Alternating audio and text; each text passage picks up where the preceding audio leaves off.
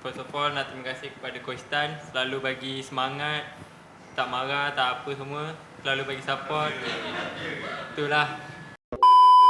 Terima kasih kepada Coach Tan, teammate saya dengan penyokong. Tanpa mereka, saya ni bukanlah siapa pun nak.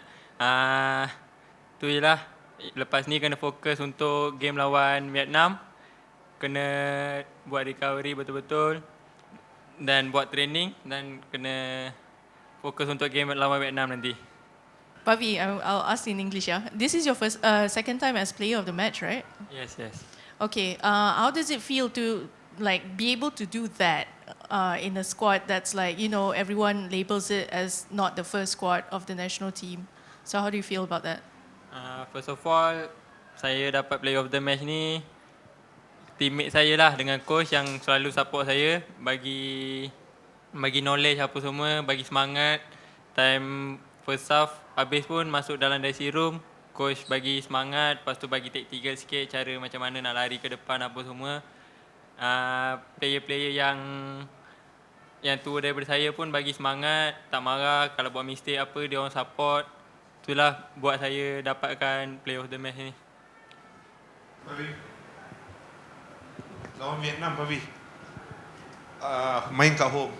Soalan saya sama juga dengan coach tadi untuk, yalah, pada ada serta penyokong yang masih boykot kan. Apa saranan Pavi? Kita kekuatan kita pada penyokong, lawan kat home kan. So saranan Pavi sendiri macam mana? Kalau kita tengok malam ni penyokongnya semua datang full house tadi. Saya rasa lawan Vietnam pun akan sama juga, akan full house juga. So kelebihan kat kita dulu main home. So kita samalah motif kita. Kita main, menang. Itu je lah motif kita, untuk menang saja.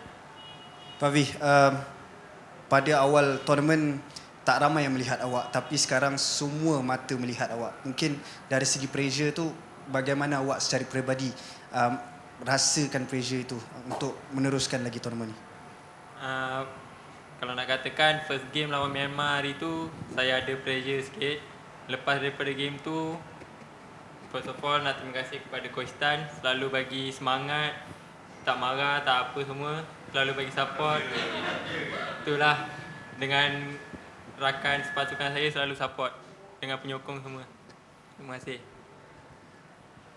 Okay, terima kasih. That's all for our